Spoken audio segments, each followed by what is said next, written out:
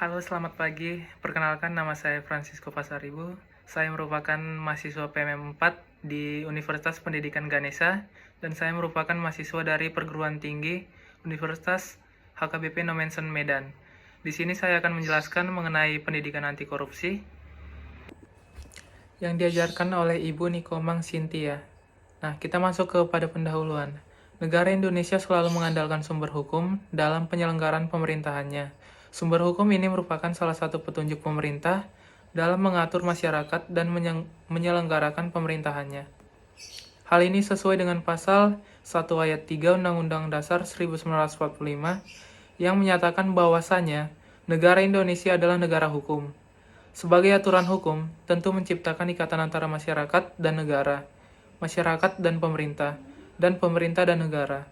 Tujuan dari ikatan tersebut yakni untuk membawa keseimbangan masyarakat dan menciptakan kesejahteraan dan keadilan sehingga hak dan kewajiban dapat seimbang tanpa melanggar hak orang lain. Pada kenyataannya, tidak semua tindakan atau kegiatan masyarakat bersikap positif. Terkadang ada beberapa orang atau individu yang melanggar hak dan kewajibannya, sehingga diperlukan penanganan yang tepat. Sebagai contoh korupsi, beberapa orang sering melakukan korupsi yang dianggap sebagai kejahatan luar biasa di Indonesia sendiri. Hal ini didasari oleh maraknya korupsi yang semakin hari semakin meningkat dan biasanya dilakukan oleh para pejabat yang memegang jabatan. Korupsi saat ini menjadi salah satu masalah yang paling penting atau utama untuk dipecahkan atau ditangani. Di Indonesia, korupsi merajalela hampir di semua sektor bidang pembangunan. Korupsi tidak hanya menjangkau tingkat pusat, tetapi juga merembet ke tingkat pemerintahan yang lebih bawah di suatu daerah atau wilayah. Korupsi secara arti sempit dapat diartikan dalam penyelewengan uang atau dana pemerintahan untuk golongan atau kepentingan pribadi. Arti kata korupsi menurut kamus adalah ketidakjujuran, penyimpangan, mudah disuap, malas, korup, dan kotor. Apalagi penggunaan istilah korupsi sebagai kriminal, malas, penyuapan, asusila, dan kebejatan dikutip dari data Indonesia.id.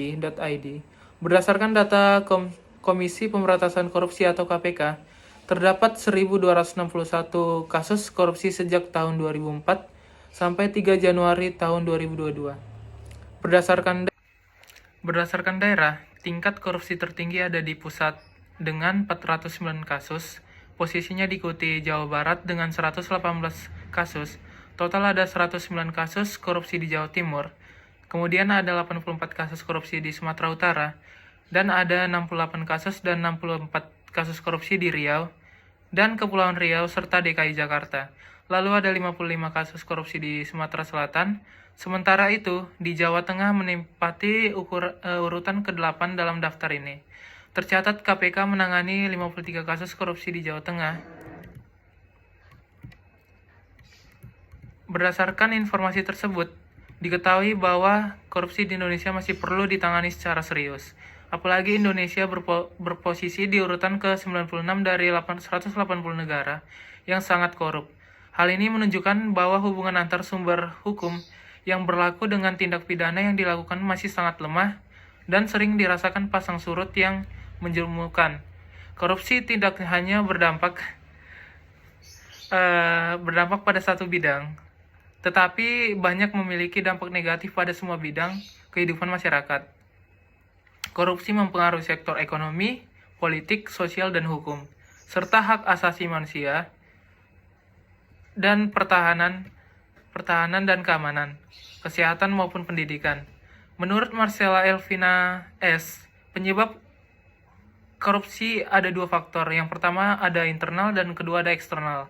Yang pertama internal sangat dipengaruhi oleh pada individunya sendiri. Sedangkan pada faktor eksternal sangat dipengaruhi oleh untuk faktor eksternalnya berasal dari luar seperti faktor ekonomi yang menyebabkan mereka melakukan tindak korupsi. Bisa juga karena disebabkan oleh politik yang terdapat di suatu daerah atau tempat para pejabat atau orang yang akan korup. Nah, untuk kesimpulan, korupsi di Indonesia masih perlu ditangani secara serius. Apalagi Indonesia berposisi urutan ke-96 dari 180 negara yang sangat korup tadi.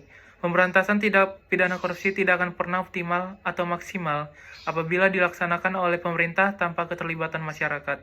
Oleh sebab itu, tidak ada salahnya atau tidak berlebihan jika sebagai mahasiswa atau pewaris masa depan, sebagai bagian penting atau tertinggi dari masyarakat, harapan untuk ikut aktif memberantas korupsi di Indonesia.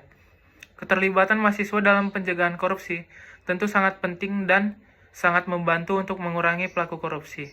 Upaya membekali mahasiswa dapat dilakukan dengan berbagai cara atau metode, antara lain sosialisasi, seminar, kampanye.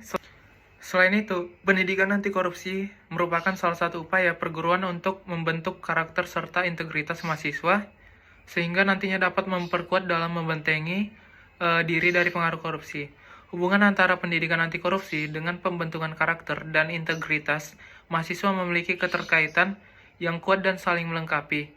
Proses pembentukan karakter dan integritas terdiri dari pendidikan anti korupsi yang kemudian mempengaruhi sikap dan cara mahasiswa mencegah kejahatan korupsi di Indonesia, bahkan bekerja sama dengan pemerintah untuk memberantasnya.